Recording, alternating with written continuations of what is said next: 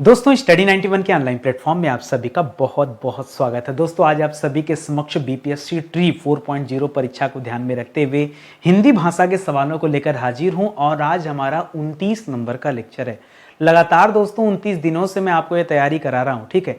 और आज की क्लास अगर आप अटेंड करते हैं तो पूरे 870 सवाल आपके तैयार हो जाएंगे। ये जो मैं लेक्चर दे रहा हूं आप सभी को, इसमें कंप्लीट हिंदी के सिलेबस को शामिल किया हूं और आप इनमें से कोई भी एग्जाम देना चाहते हो, चाहे पीआरटी वाला पेपर देना हो, चाहे मिडिल का या टीजीटी या पीजीटी, तो ये चारों एग्जाम दोस्तों आपके कवर होंगे जो चीज मैं आपको दे रहा हूं, ठीक है। तो आइए देखते हैं कि हिंदी विषय में आपकी तैयारी कितनी बेहतर हो पाई है। और इसी संबंध में दोस्तों हमने एक नया बैच भी बनाया है, ठीक है। मैं सिर्फ इतना कहना चाहूंगा, ये बैच आपको ज्वाइन करना है नहीं करना है इसका डिसीजन आप अभी मत लीजिए। प्लीज आपसे निवेदन है, पहले तो एक क्लास देख लीजिए। इस क्लास को देखने मात्र से यह पता चल जाएगा कि आपकी तैयारी हिंदी विषय में है कितनी, ठीक है।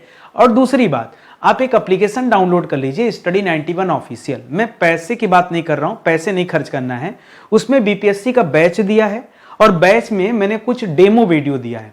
डेमो वीडियो देखने का कोई चार्ज नहीं है, फ्री है। तो पहले आप डेमो देख लीजिए, मत परचेज कीजिए। एक बार डेमो देख लीजिए, फिर डिसाइड कीजिएगा कि इस बैच को लेना है या नहीं लेना है। मैं जोर जबरदस्ती तो नहीं कर रहा ना। और ये जो बैच है हमारा है, ये चारों एग्जाम आपका कवर होगा। और आगे भारत में कोई भी एग्जाम आपको देना है जहां हिंदी विषय से संबंधित सवाल आएगा, तो ये बैच जो है उन सभी एग्जाम के लिए दोस्तों कारगर भी साबित होगा। आप खाली डेमो देख लीजिए, आगे का डिसीजन छोड़ दीजिएगा। आज मैंने अपने डेमो में एक नया लेक्चर अपडेट किया, एक ऐसा लेक्चर जो आज तक आपने कभी भारत में किसी भी अध्यापक से नहीं पढ़ा होगा। एक ऐसा डेमो लॉन्च किया हूं, फ्री में देखना है तो आप विजिट कीजिए। बस इतना ही कहना चाहूंगा, ठीक है। चलिए अब अपने चैप्टर को शुरू करते हैं, ठीक है। तो हमारा सबसे पहले दोस्तों 841 नंबर से हम सवाल शुरू करेंगे और 870 पे ये हमारा जो है सवालों का सिलसिला समाप्त होगा। तो पहला सवाल दे रहा है कि वर्ष 1955 ईस्वी में गठित प्रथम राजभाषा आयोग के अध्यक्ष कौन थे। जो पहला राजभाषा आयोग बना था, जो पहला राजभाषा आयोग बना था दोस्तों, इसका अध्यक्ष दोस्तों किसे चुना गया था। मुझे पता है बहुत अच्छी तरह से आप इसका जवाब जानते हैं, बीजी खेर। या तो बीजी खेर लिखा होगा या इन्हीं का पूरा नाम था बाल गंगाधर खेर। क्या नाम था? बाल गंगाधर खेर। तो आप बता देंगे। लेकिन यदि मैं आपसे पूछूं कि यह किसके द्वारा दोस्तों बनाया गया था, तो ये जो आयोग था, ठीक है, ये उस समय दोस्तों प्रथम राष्ट्रपति थे राजेंद्र प्रसाद जी, ठीक है। उस समय प्रथम राष्ट्रपति के रूप में दोस्तों चुने गए थे कौन? राजेंद्र प्रसाद जी, ठीक है। राजेंद्र प्रसाद जी, ठीक है, राजेंद्र प्रसाद जी। उन्होंने ही दोस्तों इसका गठन कराया था। पॉइंट 1 याद रखेंगे, ठीक है। ये जो इसका गठन दोस्तों जो हुआ था, वो गठन हुआ था 1955 ईस्वी में। जबकि दोस्तों इसने अपना रिपोर्ट कब सबमिट किया था? तो अपना रिपोर्ट इसने सबमिट किया था 1956 ईस्वी में। एक बात।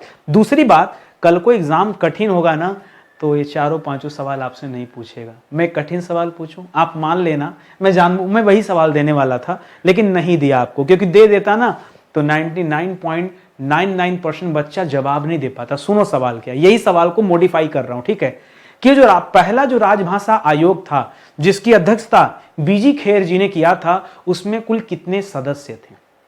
सोच समझ के बताओ, लगाओ जितना दिमाग लगा सकते हो। इसमें मैं सदस्यों के बारे में आपसे पूछ रहा हूं, ठीक है। ये जिसकी अध्यक्षता कर रहे थे, इसमें दोस्तों सदस्य कितने थे? तो मुझे पता है आप बता नहीं पाएंगे, उससे बेहतर है कि मैं खुद ही बता दूं दोस्तों। तो याद रखेगा, कुल सदस्यों की संख्या कितना दोस्तों? कुल 21 सदस्य थे। इस बात को याद रखेंगे। फिर बाकी राम जाने कि आपकी तैयारी कितनी बेहतर हो पाई। चलिए आगे आइए, भी बहुत सारे सवाल हैं। हार की जीत, आपकी हार नहीं हुई है, ठीक है, अभी आपकी जीत हुई है। हार की जीत दोस्तों एक कहानी है। इस कहानी के कहानीकार कौन है? आपको क्या लगता है? परीक्षा में जयशंकर प्रसाद, सूर्यकांत त्रिपाठी निराला, अयोध्या सिंह उपाध्याय, महावीर प्रसाद द्विवेदी और महादेवी वर्मा, बस यही से सवाल बनेगा? नहीं, एग्जाम में तो ऐसे राइटर का भी नाम देगा जिसका नाम कभी आपने सुना ही ना हो। जैसे लिखा सुदर्शन जी, जैसे लिखा है यादवेंद्र शर्मा चंद्र, कमलेश्वर जी, रांगे राघव जी, या इनमें से कोई नहीं। सवाल क्या है? हार की जीत। हार की जीत किसकी रचना दोस्तों? याद रखेगा, ये सुदर्शन जी की रचना। हार की जीत किसकी रचना है? सुदर्शन जी की। इन्हीं की एक और रचना दोस्तों, पत्थरों का सौदागर, ठीक है, पत्थरों का सौदागर, ये भी दोस्तों इन्हीं की रचना है। इनकी एक और रचना दोस्तों अठन्नी चोर, हाँ, ठीक है, इन्हीं की रचना क्या दोस्तों? अठन्नी चोर थे। दोनों दोस्तों बहुत पॉपुलर है, इसको याद रखेंगे, ठीक है। और ठीक है। इस तरह से एक और भी रचना दोस्तों, सच का सौदागर, ठीक है, सच का सौदागर, ठीक है। यहां पे थोड़ा सा पहला वाला चेंज कीजिएगा, इनकी जो रचना है ना ये सच का सौदागर है, और सच का सौदागर नहीं, सच का सौदा और पत्थरों का सौदागर, ये दोनों दोस्तों सही है, ठीक है। यहां सौदा शब्द है, वही मैं भी कर रहा हूं, सच का सौदागर तो अलग हो जाएगा। सच का सौदा, हार कर जीत, जी हां, हार की जीत, और अठन्नी चोर और पत्थरों का सौदागर, ये सब दोस्तों इन्हीं की रचना है। एक और लिखेगा, साइकिल की सवारी, ठीक है, साइकिल की सवारी, ठीक है, साइकिल की सवारी, ठीक है। यह भी दोस्तों इनकी रचना है, तो याद रखेगा 4 नंबर, 3 नंबर, 2 नंबर, 1 नंबर, और इधर हो गया दोस्तों 5 नंबर। कुल 4-5 रचनाएं आपको पता होनी चाहिए एनी हाउ, कैसे भी करके, इतना तो दोस्तों आपको जानना ही चाहिए, ठीक है। चलिए आगे बढ़ते हैं। करा रानी केतकी की कहानी, ये तो बहुत आसान सवाल दे दिया मैंने आपको। रानी के, ये तो बता ही दीजिए भाई, इसका जवाब तो बता दीजिए।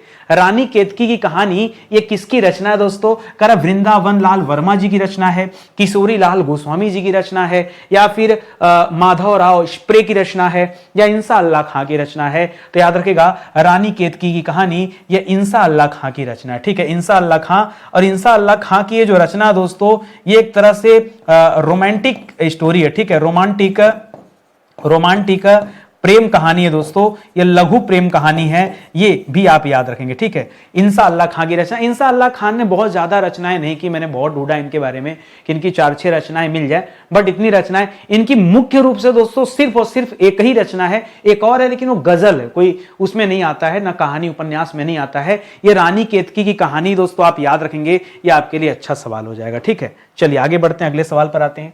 करा फकीर शब्द दे रहा है, मुसलमान शब्द दे रहा है, ठीक है, मुसलमान, हलवाई, कागज कब्जा। फकीर मुसलमान के जमीन पर, ठीक है, हलवाई ने कागज दिखाकर कब्जा कर लिया। क्या कर लिया दोस्तों? किसके जमीन पर दोस्तों? याद रखेगा, फकीर मुसलमान के जमीन पर, फकीर मुसलमान के जमीन पर, यहां पर जमीन बस खाली ऐसे लिख रहा हूं, ठीक है। यहां पे मुख्य रूप से आपको फकीर मुसलमान पे ध्यान देना है। जमीन पर हलवाई ने, ठीक है, हलवाई ने कागज दिखाकर कब्जा कर लिया, ठीक है, कब्जा कर लिया। अच्छा, कब्जा कर लेगा तो मामला कहां चला जाएगा? अदालत। कहां चला जाएगा? अदालत। और वहां कौन मिलेगा? वकील। कौन मिलेगा? वकील। तो ध्यान दीजिएगा जरा, अदालत शब्द, वकील शब्द, कब्जा शब्द, हलवाई शब्द, कागज शब्द, और ये फकीर और मुसलमान शब्द, ये सभी के सभी दोस्तों क्या हैं? अरबी शब्द हैं। तुर्की, फारसी, उर्दू, पुर्तगाली बिल्कुल नहीं, याद रखेगा अरबी शब्द। एक ऐसा चैप्टर ना जिसमें अच्छे लोगों क्या हो जाते हैं? फेल हो जाते हैं। कितना याद करेंगे, ऐसा लग रहा होगा आपको ना। डेमो देखो, जो मैंने डेमो स्पेशल बनाया ना, स्टडी 91 बनाता क्या है, आप बीपीएससी के डेमो में आइए एक बार, ठीक है, डेमो देखिए, फिर डिसाइड कीजिएगा। ये चैप्टर का ऐसे धुआं उड़ाया मैंने ना, एक बार डेमो देखना शुरू किया, आप अपने आप को रोक नहीं पाएंगे। स्टडी 91 ऑफिशियल डाउनलोड तो कर लो, ठीक है, बैच में फ्री डेमो दिखा रहा हूं, पैसा नहीं ले रहा हूं, ठीक है। आप खाली देख के देखो डेमो, फिर आप डिसाइड करना कि हाँ सर कमाल की चीज है, ऐसी चीज आपको कहीं मिलेगी नहीं, चाहे आप जितना खोज लो, ठीक है। अगला सवाल देखिए, कारण निम्नलिखित तत्सम तद्भव, ठीक है, यहां तत्सम में हलंत नहीं रहेगा, ठीक है, तत्सम तद्भव, ठीक है, में से कौन सा विकल्प दोस्तों अशुद्ध है, यह बताना। जो गलत विकल्प है बताइए। कर नृत्य तत्सम है, नाच तद्भव है तो सही है, श्रृंगार तत्सम है, और ये श्रृंगार दोस्तों तद्भव भी सही है। चक्षु आंख का नहीं होता दोस्तों, अक्षी होता। आंख का क्या हो जाता है दोस्तों? अक्षी हो जाता, चक्षु नहीं, ठीक है। आंख का तत्सम क्या हो जाता है? अक्षी हो जाता है। चक्षु दोस्तों पर्यायवाची जरूर है, लेकिन ये गड़बड़ दिया हुआ, दही का दधी हो जाता है, पलंग का पर्यंक हो जाता है, बाकी सब सही है। जो मिस्टेक है दोस्तों ऑप्शन नंबर सी में है, सही क्या होता है वो भी मैंने यहां पर लिख दिया है, तो ये आप ध्यान रखेंगे, ठीक है। आगे बढ़िए। करेक्ट, कमल का तद्भव शब्द क्या है दोस्तों? कमल का तद्भव, करेक्ट, कमल का तद्भव पद्म है। पद्म दोस्तों तद्भव नहीं है, यह इसका पर्यायवाची शब्द है। पद्म का अर्थ भी दोस्तों कमल होता है, ठीक है। कवल दोस्तों कोई शब्द नहीं होता है। कैवर्त दोस्तों केवट को कहा जाता है। कैवर्त दोस्तों किसे कहा जाता है? केवट को कहा जाता है। यहां कंवल हो जाएगा, क्या हो जाएगा? कवल नहीं, कंवल। कंवल, क पे चंद्र बिंदु दीजिएगा, यह कमल का तद्भव शब्द है, बहुत ध्यान से पढ़िएगा। छोटी छोटी बातें हैं, लेकिन आप गलती भी तो ऐसे छोटे छोटे सवालों में ही करते हैं। अगला सवाल दे रहा है कि पीक बंधु जो शब्द है इसका पर्यायवाची आपको ढूंढना है। ठीक है, पीक बंधु। बच्चा सोचेगा पीक बंधु अनार को कहा जाता, अनार को दाड़िम कहा जाता है। क्या कहा जाता है दोस्तों? दाड़िम। दाड़िम का मतलब दोस्तों अनार होता है। कौवा नहीं होता दोस्तों, कोयल भी नहीं, तोता भी नहीं। आम को कहा जाता है दोस्तों पीक बंधु। आइए बताता हूं। आम को दोस्तों आम्र कहते हैं, आम को दोस्तों सौरभ कहते हैं, आम को दोस्तों अति सौरभ कहते हैं। क्या कहते हैं? अति सौरभ कहते हैं। आम को दोस्तों रसाल कहते हैं। ठीक है, रसाल को कहते हैं। ठीक है, आम को दोस्तों क्या कहते हैं? फल राज कहते हैं। क्यों? फलों का राजा जो है। ठीक है, आम को दोस्तों पीक बंधु कहते हैं। क्या कहते हैं? पीक बंधु। तो ये सारे शब्द। आम को सहकार कहते हैं। क्या कहते हैं? सहकार कहते हैं। तो ये सारे शब्द आप याद रखेंगे। ये आम की पर्यायवाची। किसका पर्यायवाची? आम का। तो ये तथ्य आप ध्यान में रखेंगे। ठीक है, क्या पता कहां से क्या पूछ दे एग्जामिनर। हाँ, कुछ कहा जा सकता है। आइए आगे बढ़ते हैं, अपने अगले सवाल को देखते हैं। करेक्ट शब्द दिया दोस्तों पावस। पावस का पर्यायवाची दोस्तों क्या होता है ये आपको बताना। पावस दोस्तों किसे कहते हैं? क्या पावस दूध को कहते हैं? नहीं। क्या पावस खीर को कहते हैं? नहीं। पावस नहीं। अगर यही पावस की जगह पायस लिखा होता तब दोस्तों एक खीर को कहा जाता है। ठीक है, तो लेकिन एक लिखा ही नहीं, तो मतलब क्या है? पावस दोस्तों वर्षा को कहते हैं, दिशा और अमावस्या भी नहीं। वर्षा को दोस्तों क्या कहते हैं? वर्षा को वर्षा भी कहते हैं। वर्षा को दोस्तों बरसात भी कहते हैं। ठीक है, वर्षा को दोस्तों बारिश भी कहते हैं। ठीक है, बारिश भी कहते हैं। ठीक है, ये सब नाम वर्षा को दोस्तों ऊपर जो पावस दिखा तो पावस भी कहते हैं, सब दोस्तों वर्षा के नाम है। ठीक है, इसी तरह से वर्षा के लिए मेघ शब्द भी इस्तेमाल होता है। वर्षा के लिए वृष्टि, इसी वृष्टि से दोस्तों अतिवृष्टि और अनावृष्टि शब्द बनता है। तो वृष्टि का भी दोस्तों मतलब ये होता है। वर्षा के लिए एक और शब्द आता है, वर्षण शब्द आता है, वर्षण। ठीक है, तो ये सब आप याद रखेंगे। ये सब वर्षा का पर्यायवाची शब्द हो जाएगा। हो सकता है कि कभी आपको यहां से सवाल बन जाए ना, तो इसलिए आप अच्छे से एक एक सवाल का जवाब आप दीजिए और ध्यान रखिए। ठीक है, करा किस शब्द की रचना प्रत्यय से हुई है? प्रत्यय से दोस्तों कौन सा शब्द बना है? प्रत्यय हमेशा शब्द के अंत में लगता है। कहां लगता है दोस्तों? प्रत्यय हमेशा शब्द के अंत में लगता है, इस बात को याद रखेंगे। ठीक है, विज्ञापन में दोस्तों, ठीक है, विज्ञापन में याद रखेगा वी धन ज्ञापन हो जाता है। क्या हो जाता है? यहां पर वी धन ज्ञापन। ठीक है, वी धन ज्ञापन हो जाता, तो यहां वी दोस्तों उपसर्ग है, ये तो गलत हो जाएगा। दैनिक में दोस्तों यहां पर दिन धन इक हो जाएगा। क्या हो जाएगा? दिन धन इक। यहां इक दोस्तों प्रत्यय है, यही आपका सही जवाब हो जाएगा। संवाद दोस्तों गलत है, लेकिन फिर भी हम इसे पढ़ेंगे। ठीक है, समवाद का हो जाता है सम धन वाद। ठीक है, यहां सम दोस्तों उपसर्ग होता है। निर्मल में दोस्तों क्या हो जाता है? निर्धन मल हो जाता है। ठीक है, निर्धन मल या निधन मल, तो यहां पे निर उपसर्ग हो जाता है। सत्कर्म का क्या हो जाता है दोस्तों? सत धन कर्म हो जाता है। क्या हो जाता है? सत, यहां उपसर्ग है, सत धन कर्म हो जाता है। तो बाकी में दोस्तों उपसर्ग लगा है और मैंने गोले में डाल के उपसर्ग को हाईलाइट भी कर दिया है। फिलहाल जो आपका सही उत्तर है वो ऑप्शन नंबर बी है कि नहीं? चलिए अब अगले सवाल का जवाब देने के लिए आप तैयार हो जाइए। करा चिंतातुर, यहां बिंदी है ऊपर। करा चिंतातुर में दोस्तों आपको समास बताना है। मैं ज्यादा टाइम वाइम नहीं देता। ठीक है, ज्यादा टाइम क्यों दो भैया? रफ्तार बनानी है आपकी। हमें आपको घोड़े की तरह मैदान में दौड़ाना है, गधा नहीं बनाना है कि धीरे हाँ चिंतातुर 50 बार एक ही शब्द बोलने, कूद कूद के बंदरों की तरह। ये मेरे से नहीं। मुद्दे की बात देखो, एकदम ढंग से जवाब दो। चिंतातुर में समास। उत्तर पता होगा तो ज्यादा कहानी बताने की जरूरत नहीं है, आप फटाफट उत्तर देंगे। और नहीं पता होगा तो हम बंदर की तरह कूदते रहे। हाँ बताओ बताओ, बहुत बढ़िया बहुत बढ़िया। ये नहीं हो पाता मेरे से। ठीक है, चिंतातुर में समास क्या है? समास का जब तक विग्रह नहीं करेंगे, अंतर्यामी तो है नहीं, पता चल जाएगा। हाँ, तो विग्रह करके पहले देख लेते हैं। चिंतातुर में समास आता है दोस्तों चिंता में आतुर। ठीक है, चिंता में आतुर। ठीक है, या चिंता में नहीं दोस्तों, चिंता से आतुर या ग्रसित। ठीक है, तो याद रखिएगा चिंता से आतुर, जो बहुत ज्यादा चिंता से आतुर है, तो यहां से लगा है। और से दोस्तों दो ही में होता है, या तो दोस्तों करण तत्पुरुष होगा या तो दोस्तों अपादान तत्पुरुष होगा। अपादान दोस्तों हमेशा अलगाव के लिए यूज होता है और करण हमेशा माध्यम के लिए यूज होता है। यही दोनों में अंतर है, क्योंकि दोस्तों यहां चिंता से आतुर है। ठीक है, तो ये माध्यम के रूप में है, इस वजह से दोस्तों आप करण तत्पुरुष कीजिएगा, अन्यथा आप साबित कैसे करेंगे कि यहां अपादान नहीं है? समझ रहे हैं ना? तो इसको आप ध्यान में रखेंगे। ऑप्शन नंबर बी जो है दोस्तों इस सवाल का सही जवाब होगा। इसी तरह एक और सवाल मैंने दे दिया, धर्म विमुख। ठीक है, धर्म विमुख में समास कौन सा है ये बताना है, इसका भी समास विग्रह कीजिए। तो आप मिलेंगे दोस्तों इसका समास विग्रह में, तो पढ़ेंगे धर्म से विमुख। ठीक है, विमुख मतलब अलग हो जाना। यहां पर ये जो से है, अब फिर से देखिए, से का प्रयोग आप दो तरीके से करते हैं, या तो करण के रूप में, लेकिन जहां करण होता वहां माध्यम होता, या तो अपादान के रूप में, जहां अपादान होगा वहां दोस्तों अलगाव दिखेगा। ठीक है, यहां अलगाव ही हो रहा है, धर्म से विमुख हो जाना, उससे अलग हो जाना। तो यहां पर दोस्तों जो जवाब होगा ये अपादान तत्पुरुष होगा। क्या होगा? अपादान। माध्यम कब होता? जैसे मैं कहूं कि नितिन सर कलम से लिखते हैं, आप मोबाइल से पढ़ते हैं, तो पढ़ने का कार्य, पढ़ने का माध्यम कौन सा? मोबाइल। मेरा लिखने का माध्यम कलम। ठीक है, तो इस तरह से दोस्तों जहां कहीं माध्यम होगा वहीं दोस्तों करण होगा, नहीं तो मत कीजिएगा। ठीक है, एकदम सीधा सीधा जवाब। आगे देखिए, करा पितृण। थोड़ा सा देखिए कंप्यूटर में टाइप नहीं हो पाता है, जब ये पितृण शब्द होगा ना तो पितृण दोस्तों ऐसे लिखा जाता है, पी लिखा जाएगा, त्रि लिखा जाएगा और एक और री लगाया जाएगा, ऐसे दो री लिखाना चाहिए। ठीक है, अगर आप वर्तनी के हिसाब से आप शुद्ध की बात करेंगे तो पितृण ऐसे ही लिखा जाता है। क्यों?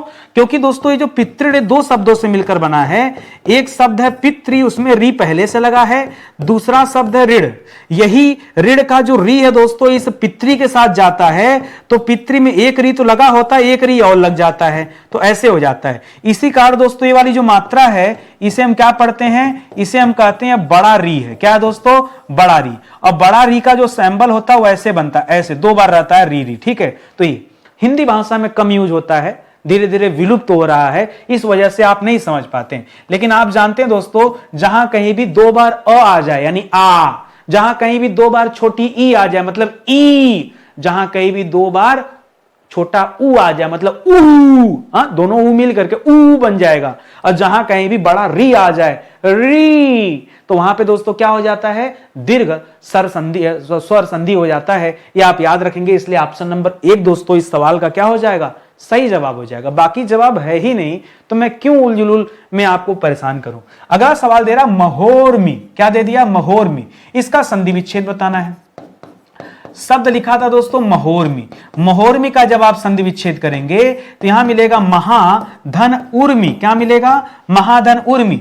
महा से आ की मात्रा ले लिया, उर्मी से बड़ा ऊ ले लिया, और आ और ऊ मिलकर दोस्तों ओ बन गए। और जहां कहीं भी ओ हो जाता वहां पर गुण स्वर संधि हो जाता है, क्योंकि आपने पढ़ा है कि ए ओ और अर ये कहां आता है दोस्तों? ए ओ अर ये हमेशा गुण स्वर संधि की पहचान है। ठीक है, तो ऑप्शन नंबर क्या हो जाएगा? बी आपका सही उत्तर हो जाएगा। अब आप कितना अच्छे से तैयारी कर रखे हैं ये तो दोस्तों आप ही बताएंगे कि कितना जवाब हमारा सही हो रहा है। बिना कॉपी कलम के जो बच्चा इस क्लास को देखेगा ना, मजा नहीं ले पाएगा। मेरे साथ अगर पढ़ना है ना, ईमानदारी से बताऊं, खाली आप पढ़ना सीख लो ना, हर एक चीज आपका तैयार हो जाएगा। ठीक है, आप आओ तो सही, पढ़ो तो सही। करा किसी विषय की पूरी छानबीन करना, ये क्या कहलाता है? मैं आपको केवल उत्तर नहीं बताने दूंगा आपकी, ये चारों बताइए मुझे। किसी विषय की पूरी छानबीन करना क्या कहलाता है? आइए एक एक करके देखते हैं। जैसे लिखा अंकेक्षण, बिल्कुल जवाब नहीं। अंकेक्षण दोस्तों ये लेखा जोखा की जांच है। क्या दोस्तों? लेखा जोखा की जांच करना। आपने लेखा जोखा जो बना रखा है उसकी जांच को दोस्तों अंकेक्षण कहते हैं। क्या कहते हैं? अंचिक। अब समीक्षा किसे कहते हैं? समीक्षा किसी चीज का रिव्यू देना। जैसे आप मेरे एप्लीकेशन का रिव्यू दे रहे हैं कि भाई अच्छा है कि खराब है। ठीक है, ये समीक्षा। समीक्षा मतलब होता है परीक्षण। ठीक है, समीक्षा का तात्पर्य दोस्तों क्या हो जाता है? परीक्षण। ठीक है, जब आप परीक्षण कर लेंगे कि हाँ इनका एप्लीकेशन कैसा है, बढ़िया है, खराब है, तभी ना आप उसका रिव्यू देंगे। तो समीक्षा का मतलब क्या? सीधा सीधा परीक्षण। ठीक है, इसी तरह मीमांसा, कोई बच्चा नहीं जानता मीमांसा मैंने क्या बताओ? मीमांसा दर्शन दर्शन दर्शन दर्शन मीमांसा। मीमांसा मतलब क्या? नहीं पता। पढ़ते इतिहास में इतने बार पढ़ा मीमांसा, समझ में आज तक कभी सर्च नहीं किया। कभी सोचना चाहिए ना कि यार मीमांसा मतलब होता क्या, ये तो जान लें। मीमांसा का मतलब होता है गंभीर चिंतन, गंभीर विचार। ठीक है, गंभीर विचार एवं चिंतन। ठीक है, इसका अर्थ क्या होता है? इसका अर्थ होता है गंभीर विचार एवं चिंतन। ठीक है, गंभीर विचार एवं चिंतन को दोस्तों कहा जाता है, तो इसे आप ध्यान रखेंगे। इसी तरह विश्लेषण दोस्तों इस सवाल का सही जवाब हो जाएगा। पूरी छानबीन को दोस्तों क्या कहते हैं? विश्लेषण। विवेचना मत कीजिएगा, जो बच्चा विवेचना कर रहा है, नहीं नहीं नहीं, सही सही सही सही सही, एक सेकेंड। पूरी छानबीन को विवेचना ही कहा जाता है। देखिए पूरी छानबीन, ठीक है, पूरी तरह छानबीन। देखिए जब किसी का मर्डर वगैरह हो जाता है तो अक्सर हम शब्द सुनते हैं कि पुलिस जो है अपनी छानबीन करी। जब उसकी छानबीन हो जाती है तब वो दोस्तों विवेचना करती है, उस पूरे मामले का विवेचना करती है। यहां जो विश्लेषण लिखा है ये मत कीजिएगा। विश्लेषण का जो तात्पर्य है, ये इसका तात्पर्य होता है छानबीन करना, बस इतना ही होता है, छानबीन करना। लेकिन पूरी छानबीन करना, विधिवत करना, वो विश्लेषण से ऊपर चला जाएगा, विवेचना। ठीक है, तो बहुत ध्यान दीजिएगा, एग्जाम में इस तरह की गलती आपसे ना हो। ठीक है, तो ऑप्शन नंबर 1 दोस्तों इस सवाल का सही उत्तर हो जाएगा। कर अंतेवासी किसे कहते हैं भाई? अंतेवासी। कर अन्य स्थान पर रहने वाला? बिल्कुल नहीं। अंत तक रहने वाला? नहीं। गुरु के समीप रहने वाला जो शिष्य है दोस्तों, जो शिक्षा ग्रहण करता है, उसे दोस्तों क्या कहते हैं? अंतेवासी। किसी विद्या को अंत तक पढ़ने वाला? नहीं। रानियों का निवास स्थान, इसे रनिवास कहा जाता है। क्या कहा जाता है? रानियों का निवास स्थान या रनिवास कहा जाता है, या तो इसे अंतःपुर कहा जाता है। क्या कहा जाता है? अंतःपुर। बहुत सारा बच्चा इसी अंतःपुर को ना अंतेवासी समझ लेगा, इसीलिए मैंने जानबूझकर ऐसा ऑप्शन बनाया। ठीक है, तो याद रखेगा यहां पे जो सही उत्तर है ऑप्शन नंबर सी होगा, बाकी जवाब गलत है। करा पौ 12 होना। पौ 12 होना, इसका अर्थ दोस्तों क्या है ये बताइए? पौ 12 होना। करा दाव हारना, करा कार्य सिद्ध होना, लाभ ही लाभ, सुबह हो जाना, या दुम दबाकर भाग जाना। अब आप सोचेंगे कि 9 2 11 होने की तो बात नहीं हो रही है। देखिए दुम दबाकर भाग जाना, इसके लिए दोस्तों यहां क्या होता है? 9 2 11 होना। क्या होना? 9 2 11 होना। ठीक है, 9 2 11 होना, इसका मतलब होता है कि चोर जो है पुलिस को देखते ही दुम दबा के भाग गए, 9 2 11 हो गए। ठीक है, चल पड़े। ठीक है, तो ये तो गलत है। सुबह हो जाना नहीं, लाभ ही लाभ, या फिर अत्यधिक लाभ। ठीक है, अत्यधिक लाभ जब आपको कहीं से मिलता है तब उसे पौ 12 होना कहा जाता है। बाकी का ऑप्शन है गलत। ऑप्शन सी है दोस्तों बिल्कुल सही उत्तर आपका। ठीक है, सी वाला क्या दोस्तों? बिल्कुल आपका सही जवाब है। इसको आप अपने दिमाग में रख लीजिए। ठीक है, और आगे आ जाइए।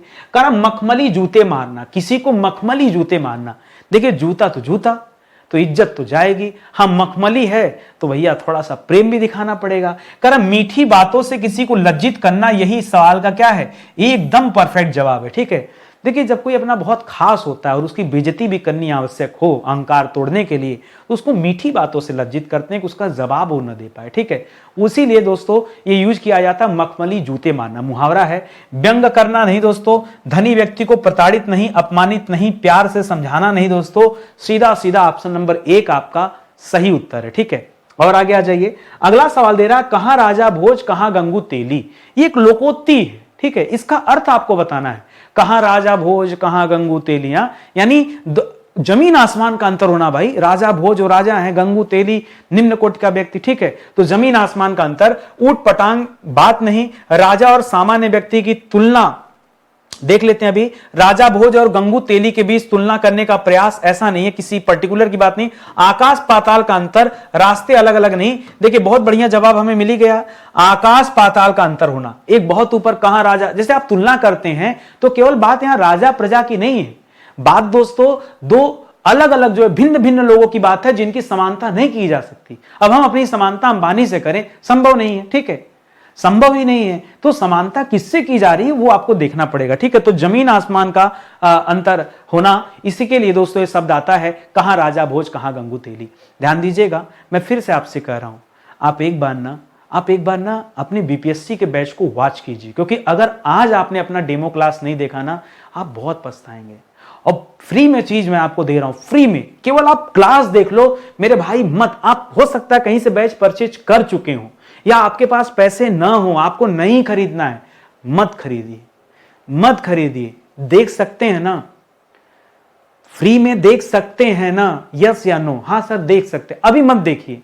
आज नहीं मन कर रहा है मत देखिए, कल देखना है कल देखिएगा, परसों देखना है, जब आपके पास समय हो तब देखिएगा, लेकिन एक बार जरूर देखिएगा। अपने इस बैच को आके एक बार झांकिएगा जरूर, एक बार डेमो जरूर वॉच कीजिएगा। बस इतना आपसे कहना चाहता हूं। ठीक है, और मेरा फेवरेट बैच अगर कोई है कि नितिन सर आपकी इन बैच में से आपका फेवरेट कौन है? सब बच्चे वाला बैच है यार, मैं हूं इतिहास का आदमी। इतिहास के साथ जो खेला करता हूं ना मैं, इतना मजा आ रहा है इस समय इतिहास की क्लास में, इतनी बेहतरीन क्लास चल रही है कि मैं क्या बताऊं आपको। आप एक बार पढ़ के देखो, इसमें भी डेमो है, मैंने हर जगह डेमो आपको दे दिया है। आप डेमो देखो, फिर डिसाइड करना क्या लेना है क्या नहीं लेना है, ठीक है।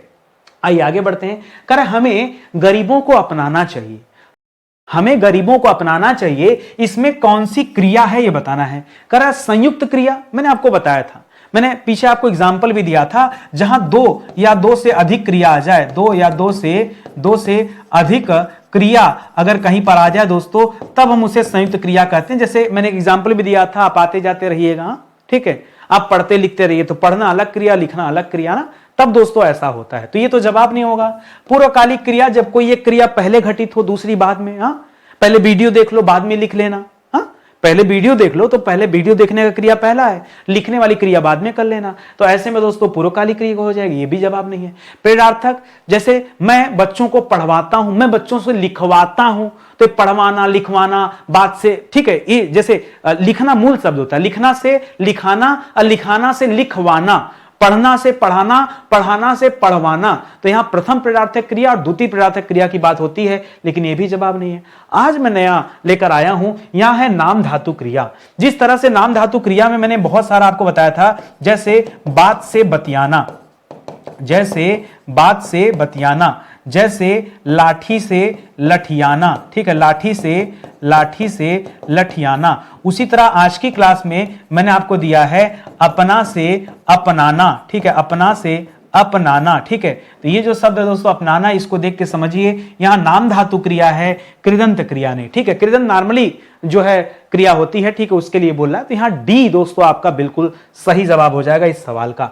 आगे बढ़िए। कह रहा वह आपकी घड़ी है, घड़ी के संदर्भ में बता रहा दोस्तों कि वह क्या है दोस्तों, आपकी घड़ी है, यानी संकेत दिखा रहा है कि वह आपकी घड़ी है, यानी आप ही की है, तो उस तरफ दिखा रहा है दोस्तों। तो याद रखेगा संबंध नहीं दोस्तों, यह निश्चयवाचक हो जाएगा। इसमें भी दो चीज होता है, एक निश्चयवाचक होता है, एक अनिश्चयवाचक होता है। निश्चय मतलब जहां यह वह अगर ये शब्द आ गए तो निश्चयवाचक हो जाता है। जैसे यह मेरा घर है तो निश्चय हो गया ना, यह वह। तो याद रखेंगे इसमें खास करके दो तरह के शब्द यूज होते हैं, या तो यह शब्द यूज होता है या तो वह शब्द यूज होता है, इसको आप ध्यान में रखेंगे, ठीक है। निश्चयवाचक सर्वनाम के अंतर्गत दोस्तों यह आएगा, ये याद रखेंगे। कह रहा इस गेंद को मत फेंको, इस गेंद को मत फेंको, इसमें किस प्रकार का दोस्तों विशेषण है ये बताना है, ठीक है। विशेषण का प्रकार बताना आपको, क्या गुणवाचक विशेषण है भाई, क्या अगर गेंद की विशेषता बताई जाती कि गेंद गोल है, गेंद लाल है, काला है, पीला है, छोटा है, बड़ा है, तब ना गुणवाचक होता, ठीक है। तो गुणवाचक तो है नहीं। संख्यावाचक, क्या यहां गेंद की संख्या के बारे में कुछ बताया गया? नहीं सर। क्या गेंद के माप तौल के बारे में कुछ बताया गया? नहीं सर, ठीक है। यहां दोस्तों संकेत दिया जा रहा है कि इस गेंद को मत फेंको, इस गेंद को संकेत दिया जा रहा है आपको। तो जवाब आपका क्या हो जाएगा? संकेतवाचक। कहिए कुछ कठिन है, कहिए कहिए, नहीं कहिए, अंदर से आत्मा आपकी कह रही हो सकता है, ठीक है, कहिए। अरे आपकी पता है कई बच्चे फोन करते हैं ना, क्या मेरी क्लास से रिकॉर्डेड क्लास रहती है, जो मेरी पेड बैच होते हैं वो रिकॉर्डेड क्लास रहते हैं। तो जो बच्चे फ़ोन करते हैं ना, आप फ़ोन स्टाइल बता रहा हूँ, फ़ोन किए, ये फ़ोन है सामने, फ़ोन किया उन्होंने, फ़ोन लगाया, सर बैच चाहिए था, हाँ ले लीजिए सर, पेड क्लास है सर, रिकॉर्डेड है कि लाइव? नहीं सर रिकॉर्ड नहीं रिकॉर्डेड नहीं चाहिए, लाइव चाहिए। भाई क्यों सर, क्या दिक्कत है आपको? लाइव रिकॉर्डेड नहीं लाइव ही पढ़ना है नितिन सर से। तो मैंने टीम परेशान, नितिन सर ऐसे होता है क्या करें? हमने कहा बेटा दो हम बात करें। एक दिन एक बच्चा फ़ोन किया, मैंने उठाया, तो उसने कहा सर नहीं लाइव ही चाहिए। मैंने कहा जैसे क्या आपको लाइव में मिल जाएगा मुझे बताइए। तो बोला लाइव रहता तो हम कमेंट कर लेते हैं। तुमने कहा कि क्या गारंटी कि अगर आप कमेंट करेंगे तो नितिन सर आपकी बात का जवाब देंगे, ठीक है, क्या इसकी क्या गारंटी? भाई कमेंट तो बहुत सारे लोग करेंगे, अब क्लास में टॉपिक पढ़ाया जाए कि कमेंट का जवाब दिया जाए। तो हमने कहा क्या गारंटी कि नितिन सर आपको कमेंट का जवाब देंगे? तो उसने कहा नहीं हम लेकिन कमेंट करेंगे ना, वो देखेंगे तो। हमने कहा बात नहीं, देखेंगे तो भाई कमेंट तो आप ऐसे भी कर सकते हैं ना। तो बोला ऐसे कैसे होगा? हमने कहा यार आप बैच ले लो, पढ़ लो, कमेंट करो, या फिर आपके पास नंबर, जैसे आज आपने फोन किया, फोन कर लेना, सर इस चैप्टर में दिक्कत आ रही है, इस सवाल में दिक्कत आ रही है, मेरे से डायरेक्ट बात कर लो। बोला आप कौन? ने कहा नितिन बात करो। अरे सर नमस्कार, बस सर समझ गया बस। अरे भाई कोई दिक्कत नहीं, अरे पहले बैच लो, समस्या आए तो मुझे फोन करो, मैं बोलता हूं बच्चों से। और दिक्कत की बात यह है समस्या ही नहीं आती, आज मेरे पास टीम से मना करके रखा हूं, देखो मेरे से बात वही बच्चा करेगा जिसको समस्या होगी। आप समझ रहे हैं ना। देखिए मुझे अगर फ्री टाइम नहीं मिलेगा, मैं आपके लिए कंटेंट कैसे बनाऊंगा? मेरे पास टाइम नहीं रहेगा तो मैं अच्छा कैसे पढ़ाऊंगा? है कि नहीं? ये आपके हित के लिए। मैं आपके लिए हमेशा अवेलेबल हूं। ऑफिस टाइम में, रात को 2 बजे 3 बजे नहीं, ऑफिस टाइम में 10 से 6-7 के बीच में आप फोन कीजिए, मैं हमेशा अवेलेबल हूं, ठीक है। और ऐसा नहीं कि आप मेरा पेड कोर्स लेंगे तभी मैं बात कर सकता हूं, मैं किसी से भी बात कर लेता हूं। प्रॉब्लम आपकी रहेगी तो बात जरूर होगी, ठीक है। नंबर वहां टीम नोट करके रखता है कि नहीं भैया सर इनको दिक्कत है, वाकई में ये इनका सवाल आया है, इनको इसका सोल्यूशन चाहिए। मैं उनको पलट के फोन करता हूं, एक एक बच्चे को 1 to 1 बात करता हूं। ये मैं कोई जरूरी नहीं कि आप देखिए मुझसे बात करने के लिए पेड कोर्स खरीदने की जरूरत नहीं है यार। पैसे दे के यार बात करोगे ना, भगवान ऊपर बैठे हैं, ठीक है, वो हमारे खाते से हमारा पुण्य जो घटा देंगे कि इंसान नहीं ठीक है। तो ये मत समझिएगा, आपकी समस्या है, हम शिक्षक हैं, समय निकालकर हम आपकी समस्या का समाधान करेंगे, ठीक है। बस इतनी सी बात है। तो इसके लिए हाँ, बैच आप तब ज्वाइन कीजिए जब आपकी अंतरात्मा कह रही हो कि नहीं सर हमें पढ़ना, हमें सीखना, बैच हम ज्वाइन करेंगे। बेशक आप आइए ज्वाइन कीजिए, ठीक है, तब आपका स्वागत है। आइए आगे मुद्दे की बात करते हैं। करा संगीता, कुल मिला जुला के बात एक ही, पहले समस्या पैदा तो हो तब तो पूछेंगे। अब क्लास इतनी अच्छी रहेगी कि समस्या का जन्म ही नहीं होगा। हाँ? जब समस्या का जन्म नहीं होगा तो आप पूछेंगे क्या? करा कि संगीता नृत्य प्रतियोगिता में भाग लेगी। ये दोस्तों किसका उदाहरण है? संगीता नृत्य प्रतियोगिता में भाग लेगी, ये किसका उदाहरण है? ठीक है। अब लेगी देख करके बच्चा ये दिमाग में आता है कि भविष्यत काल में, देखिए भविष्यत में कोई संभाव्य और संदेह की बातें नहीं हो रही है, ठीक है। और यहां दोस्तों सामान्य भविष्य की बात हो रही है। क्यों लेगी? वो तो ठीक है, लेकिन यहां कोई संभावना, कोई संदेह का भाव नहीं है कि आप जो इधर उधर भटक रहे हैं, ठीक है। तो जो हमारा सही उत्तर है वो उत्तर दोस्तों ऑप्शन नंबर सी। क्या है? सी है संभाव्य, सामान्य भविष्य। दोस्तों ये हमारा जवाब होगा। करा कविता सविता से अच्छा गाती है। कविता के बारे में बता रहा कि जो कविता है ये सविता से अच्छा गाती है। आपको पिछली क्लास में याद होगा, मैंने आपको समझाया था कि कहीं भी तुलना वाली बात आ जाए, कहीं भी डर का बात आ जाए, कहीं भी अलगाव की बात आ जाए, कहीं भी दूरी की बात आ जाए, ठीक है, दूरी की बात आ जाए, इन सब केस में जवाब क्या होता है दोस्तों? अपादान होता है। ये जो से है इसको पकड़िए और अपादान को दोस्तों जवाब दीजिए अगर भाव ऐसा है तो। बस सिंपल सी बात थी, ज्यादा इस पे दिमागी नहीं खर्च करना है। करा सदैव बहुवचन का उदाहरण दोस्तों कौन सा नहीं है? जहां कहीं भी नहीं आ जाए ना उसको पहले हाईलाइट करना सीखो। करा सदैव बहुवचन का उदाहरण कौन सा नहीं है? आप, ठीक है, आप दोस्तों, आप क्या है ना, ये आदर का भाव, आप देखिए आपके लिए ये आदर का भाव व्यक्त करने के लिए आप हमेशा किस शब्द का यूज करते हैं? आ, ठीक है, आपका। और इस वजह से दोस्तों जहां कहीं आदर का भाव हो जाएगा वहां दोस्तों सदैव बहुवचन आएगा, तो आपका सही है। प्रेम दोस्तों याद रखिएगा, प्रेम हमेशा अकेला होता, सब पे भारी। यह सदैव एक वचन है, ठीक है। यह क्या दोस्तों? यह सदैव एक वचन के अंतर्गत आता है, याद रखेंगे। बाकी भाग्य, दाम और लोग, ये सब के सब जो लिखा है ये सदैव बहुवचन में आते हैं। किस में आते हैं? सदैव बहुवचन। इसके अलावा भी दोस्तों याद रखेगा, कहीं भी अच्छा शब्द दे दिया, कहीं भी समाचार शब्द दे दिया, ठीक है, कहीं भी वो दे दिया अच्छा समाचार, लोग हो गया, भाग्य हो गया, दाम हो गया, और क्या भाई सदैव बहुवचन में बड़ा अच्छा, हाँ, प्राण शब्द हो गया, कहीं भी दोस्तों केस शब्द दे दिया, बाल, ठीक है। तो ये सब दोस्तों सदैव बहुवचन में आते हैं, इसको आप ध्यान देंगे, ठीक है, इसको आप अच्छे से दिमाग में रखिएगा। चलिए और आगे आ जाइए। अगला सवाल दे रहा है कि निम्नलिखित में से असत्य कथन की पहचान कीजिए। जो कथन गलत है उसे पहचानना है। 4-5 में से कोई एक कथन गलत है, मिस्टेक वाले को आपको ढूंढना है। लिख रहा है कि हिंदी का प्रथम निबंध जो है, ये उस निबंध का नाम है दोस्तों राजा भोज का सपना। क्या यह सत्य है या असत्य है, आपको ही बताना, ठीक है। हिंदी का जो पहला निबंध है यह क्या है दोस्तों? राजा भोज का सपना। क्या यह सत्य है कि असत्य है? तो याद रखेगा दोस्तों ये वाला पॉइंट क्या है? सत्य है, ठीक है। राजा भोज का सपना ये हिंदी का पहला निबंध है, हिंदी में लिखा गया यह पहला एस्से है। आप कहोगे सर लिखा किसने, ये बताओ, काम की बात बताओ। तो इसे लिखा दोस्तों बनारस के राजा शिव प्रसाद सितारे हिंद ने। राजा शिव प्रसाद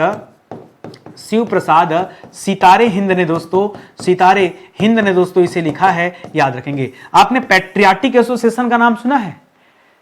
United India Patriotic Association sir Syed Ahmad Khan के साथ सितारे हिंद साहब ही मिलकर दोस्तों उसकी स्थापना किए थे। तो इसको आप याद रखेंगे, ये बढ़िया सवाल है। फिलहाल ये तो हमारा सत्य है, तो फिर अब इसके बारे में क्या ही चर्चा करना। अगला दे रहा है हिंदी का जो प्रथम उपन्यास है, पहला जो नॉवेल है दोस्तों, नॉवेल, ठीक है, ये क्या है, इसका नाम परीक्षा गुरु है। क्या यह कथन सत्य है, क्या सत्य है? तो याद रखिएगा परीक्षा गुरु ही उपन्यास है, यह सत्य है। और परीक्षा गुरु किसने लिखा है? तो याद रखेंगे इसका जवाब हो जाएगा लाला श्रीनिवास दास। क्या हो जाएगा? लाला श्रीनिवास दास, ठीक है, लाला श्रीनिवास दास जी की रचना है दोस्तों, इसको आप याद रखेंगे, ठीक है। आगे बढ़िए, अपने अगले सवाल पर आते हैं। अगला सवाल दे रहा है कि हिंदी का प्रथम जो एकांकी है वो दोस्तों उसका नाम है एक घूंट। क्या नाम है? एक घूंट। एकांकी को वन प्ले कहा जाता है, ठीक है, वन प्ले, ठीक है। और क्या यह कथन सत्य है दोस्तों? तो यह कथन बिल्कुल सत्य है और इसे लिखा दोस्तों जयशंकर प्रसाद जी ने, ठीक है, जयशंकर प्रसाद, ठीक है। आपको याद हो दोस्तों, मैंने आपको बताया था जयशंकर प्रसाद में वो कंकाल तितली वाली कहानी में लास्ट में नहीं बताया था एक घूंट, हाँ, कफन उफन सब इन्होंने लिखा है। तो एक घूंट भी याद रखेगा दोस्तों, यह इन्हीं का दोस्तों एकांकी है, इसे आप ध्यान में रखेंगे। अगला सवाल देखिए, कह रहा हिंदी की पहली जो आत्मकथा है क्या यह अर्ध कथानक है? अर्ध कथानक, जी हां, ये जो पहली आत्मकथा लिखी गई ये अर्ध आत्मकथा जीवनी मंत्र होता है। आत्मकथा हमेशा अपनी स्टोरी होती है, जीवनी हमेशा दूसरों के बारे में लिखा जाता है। यह आत्मकथा है, अर्ध कथानक इसका नाम है। इसके राइटर दोस्तों कौन है? परीक्षा में पूछता है, तो याद रखिएगा पहले कथन क्या है, सत्य है क्या? सत्य है, यह सत्य कथन है। याद रखिएगा इसके राइटर है बद्रीनाथ। क्या नाम दोस्तों? बद्रीनाथ। हो सकता है आप नाम ना सुने उनका, बद्रीनाथ, ठीक है, बद्रीनाथ नहीं यार, बनारसी दास, ठीक है। और ब्रज भाषा में ठीक है, बनारसी दास, ठीक है, बद्रीनाथ कहां से दिमाग में आ गया, ठीक है, बनारसी दास, ठीक है, ये इसके राइटर हैं और इन्होंने ब्रज भाषा में दोस्तों इसे लिखा है। ये आप याद रखेंगे, ये हिंदी भाषा का हिंदी में लिखा हुआ पहला अर्ध कथानक है। आगे बढ़िए, अब आप कहेंगे सर कुल मिला जुला के यही साबित करना था कि पांचवा वाला गलत है। अरे ऐसा नहीं है, क्यों गलत है तो बताइए। कह रहा हिंदी खड़ी बोली का प्रथम महाकाव्य पृथ्वीराज रासो है। थोड़ा संभालिए आपको, अपने आप को। जो प्रथम महाकाव्य है पृथ्वीराज रासो है, यह सही है, लेकिन यह हिंदी का है, ठीक है, यह हिंदी का है, हिंदी का है। और यहां जो लिखा है दोस्तों एक खड़ी हिंदी बोली लिख रहा है, ठीक है, ये बोली की वजह से दोस्तों मिस्टेक हो गया, बस ये ध्यान दीजिए, ठीक है ना। हिंदी का है लेकिन बोली अलग हो जाएगी। जैसे हिंदी में तो ब्रज भाषा भी आता है, हाँ, हिंदी तो क्या हिंदी द्रविड़ में अंतर नहीं है? तो आपको अंतर समझना पड़ेगा, छोटी सी बात है। अगर एक खड़ी हिंदी बोली नहीं रहता ना तो ये वाला भी दोस्तों हमारा जवाब क्या हो जाता, सही हो जाता, लेकिन इसी वजह से दोस्तों मिस्टेक है, इसको ध्यान रखेंगे। मैं क्या कर रहा हूं आगे से ना, आप मुझे बताइए ना, आप गद्यांश में किस पे आपको लिख के दूं? क्या गद्यांश लिखने का मजा आ गया मुझे, ठीक है। तो आप मुझे बताओ मैं किस चीज पे गद्यांश लिखूं। आज का जो गद्यांश मैंने बनाया है ये पेपर लीक पर बनाया है, पेपर लीक पर गद्यांश है। आज तक आपको मिलेगा नहीं। कई बच्चे ना मानते नहीं थे कि गुप्ता जी ये सब भी करते हैं। अरे यार आपको पढ़ाना है, आपसे ज्यादा मेहनत मुझे करना है, ठीक है। आपको किस पे गद्यांश चाहिए, दुनिया का कोई भी टॉपिक मैं गद्यांश लिखूंगा, उसमें से 5 सवाल रोज बना के आपको दूंगा। आप मुझे कमेंट में बताओ केवल, क्योंकि मैं अकेले सोच सोच के थक जाता हूं। अगर आप बता दोगे ना तो मेरे लिए आसान हो जाएगा कि मुझे इस टॉपिक पे गद्यांश बनाना है, ठीक है। चलो आ जाओ, सवाल देखते हैं सीधा। सवाल कह रहा है दोस्तों यहां पे कि पेपर लीक की समस्या का मुख्य कारण क्या नहीं है, ये बताइए। पेपर लीक की समस्या का मुख्य कारण क्या नहीं है? कह रहा है कमजोर प्रशासन, भ्रष्टाचार, शिक्षकों की मेहनत, तकनीकी सुरक्षा में खामियां, सामाजिक जागरूकता की कमी। या बिना पढ़े गद्यांश का हम जवाब दे सकते हैं शिक्षकों की मेहनत। भाई शिक्षक, टीचर, अध्यापक अगर मेहनत कर रहा है, इससे पेपर लीक का क्या लेना देना? प्रशासन कमजोर है तब पेपर लीक हो रहा है, भ्रष्टाचार है, पेपर लीक का यह कारण है, तकनीकी सुरक्षा जितनी मिलनी चाहिए वो नहीं मिल रही, उसकी खामियां हैं, सामाजिक जागरूकता की कमी है। बिना पढ़े बता दिए, लेकिन बिना गद्यांश पढ़े, ठीक है, हम जो है आगे नहीं बढ़ेंगे, ये नियम है, ठीक है। करा परीक्षा के पेपर लीक होना आज शिक्षा प्रणाली के समक्ष एक गंभीर चुनौती बन गया है। यह न केवल परीक्षार्थियों के भविष्य को खतरे में डालता है, बल्कि समाज में शिक्षा की विश्वसनीयता को भी प्रभावित करता है। बिल्कुल सही है ना, ठीक है, बढ़िया पॉइंट है ना। करा कि जब परीक्षा के पेपर लीक होते हैं तो योग्य और परिश्रमी छात्रों के प्रयासों पर एक प्रश्न चिन्ह लग जाता है। सबसे कष्टदायी यही है, हाँ, ठीक है। यह समस्या अक्सर कमजोर प्रशासन, देखिए आ गया पॉइंट यहां पे, कमजोर प्रशासन, भ्रष्टाचार, तकनीकी सुरक्षा में खामियों के कारण उत्पन्न होती है। पेपर लीक से उन छात्रों का भी नुकसान होता है जिन्होंने कड़ी मेहनत की होती है। खूब मेहनत करके आप तैयारी कीजिए, अब पेपर लीक हो गया तो तैयारी पे तो असर पड़ेगा ना, सब तो व्यर्थ हो गया, ठीक है, क्योंकि उन्हें समान स्तर का अवसर नहीं मिल पाता। इससे योग्यता के बजाय पैसे और प्रभाव का बोलबाला हो जाता है। इसके परिणाम स्वरूप न केवल व्यक्तिगत स्तर पर असंतोष बढ़ता है, बल्कि समाज में नैतिकता और ईमानदारी जैसे मूल्यों का भी ह्रास होता है, कमी होता है। इस समस्या से निपटने के लिए कड़े कानून, बेहतर तकनीकी उपाय और पारदर्शिता बहुत ही आवश्यक है। इसके साथ ही सामाजिक जागरूकता और नैतिक शिक्षा को बढ़ावा देकर शिक्षा प्रणाली में सुधार किया जा सकता है। कैसा लगा पढ़कर? ठीक है, जवाब तो आपने दे दिया, एक बार पढ़ने के बाद पांचों जवाब आप दे देंगे। आइए आगे आगे सवाल दिखाता हूं। अगला सवाल दे रहा दोस्तों यहां पे कि पेपर लीक का मुख्य प्रभाव क्या है? क्या है? छात्रों की प्रतिभा को बढ़ावा मिलता है? नहीं, पेपर लीक हो गया तो बढ़ावा थोड़े मिलेगा, उनका मनोबल और घट जाएगा पेपर लीक से। कर शिक्षा प्रणाली की विश्वसनीयता में गिरावट आती है, बिल्कुल गिरावट आएगी दोस्तों, ठीक है, गिरावट आती है, ठीक है। नैतिकता और ईमानदारी को बढ़ावा नहीं मिलता दोस्तों, बढ़ावा कहां मिलेगा यार, ठीक है। परीक्षार्थियों की संख्या में वृद्धि भी नहीं दोस्तों। शिक्षा में क्रांति तो एकदम ना कीजिएगा, क्रांति जहां करने गए ना, जहां लो फिर कुछ अपने हाथ में नहीं है, तो क्रांति के विषय में तो कुछ नहीं बोलना है। करा पेपर लीक की समस्या को रोकने के लिए क्या आवश्यक नहीं है? कौन सी बात दोस्तों आवश्यक नहीं बताइए? पेपर लीक को रोकना है तो कानून तो कड़ा होना चाहिए, बिल्कुल होना चाहिए सर। पारदर्शिता भी होना चाहिए, यह भी होना चाहिए सर। भ्रष्टाचार को बढ़ावा देना, भ्रष्टाचार को बढ़ावा देकर पेपर लीक जो रोक पाओगे? अरे भ्रष्टाचार बढ़ेगा तो पेपर और लीक होगा, तो इसको नहीं बढ़ावा देना है कि नहीं? और यही तो आपसे पूछा कि क्या आवश्यक नहीं, तो बहुत आसान सा छोटे छोटे बच्चों वाला जवाब है। सवाल बड़ा आसान बन गया ना, मुझे और कठिन बनाना चाहिए था। चलिए कोई बात नहीं। अगर गद्यांश में पेपर लीक की समस्या से किसका नुकसान होता है? केवल शिक्षकों का, मेहनती छात्रों का, केवल प्रशासन का, समाज के नेताओं का, कर्तव्यनिष्ठ अभिभावकों का? देखिए पेपर लीक वैसे तो सबका नुकसान है, लेकिन सबसे ज्यादा नुकसान दोस्तों मेहनती छात्रों का होता है, बाकी और लोगों का। ठीक है, पेपर लीक होगा दोबारा बैच बनेगा, तो आप कहेंगे मास्टर का तो बहुत फायदा है। हाँ, पेपर लीक होगा बैच दोबारा बनेगा, नहीं, ये निगेटिविटी वाली बात है। पेपर लीक होकर दोबारा बैच बनाना ये निगेटिविटी है।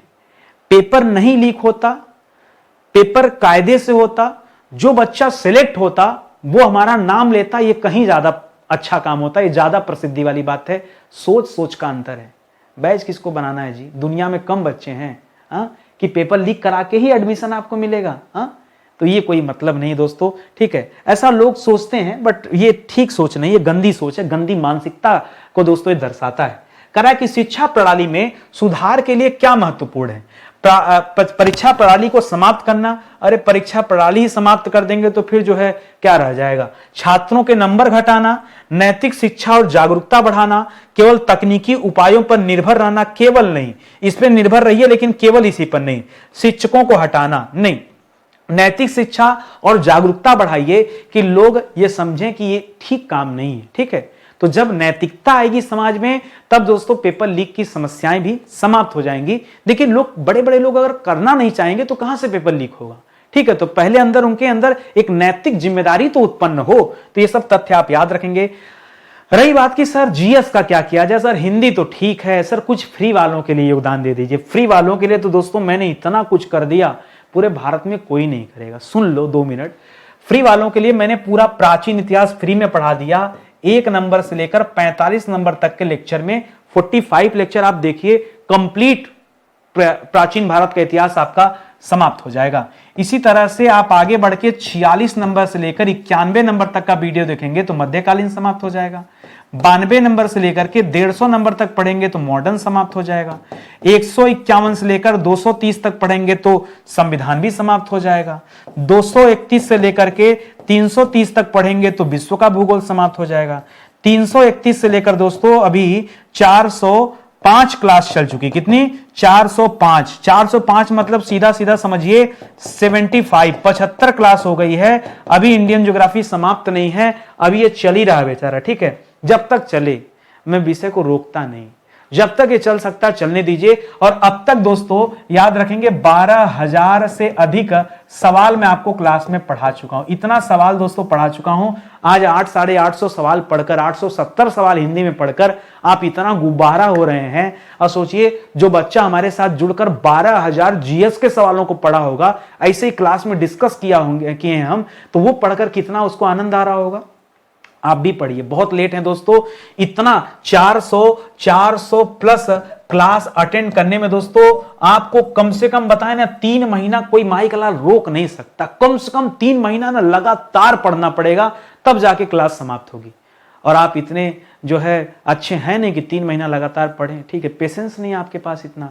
तो भैया जितना जल्दी हो आप जुड़िए इस सीरीज के साथ, अब पढ़ना शुरू कीजिए। फिलहाल ये लेक्चर ही समाप्त होता है। एप्लीकेशन हमारा ही है, उसकी पहचान ही स्टडी 91 ऑफिशियल, ठीक है। ये एप्लीकेशन आप डाउनलोड करके डेमो जरूर देख लीजिए, बस यही कहना चाहूंगा, ठीक है। फिर लीजिएगा ना लीजिएगा सब आपकी मर्जी, ठीक है। चलिए मिलते हैं दोस्तों अगले लेक्चर में, तब तक के लिए बहुत बहुत धन्यवाद आप सभी का। जय हिंद, जय Bharat, thank you so much. अच्छा लगा होगा दोस्तों क्लास तो लाइक, कमेंट और शेयर जरूर से कीजिएगा, यही आपसे निवेदन है, बस इससे ज्यादा कुछ नहीं चाहिए। आपका सहयोग मिलता रहे, मेरे लिए सब कुछ है, ठीक है। धन्यवाद।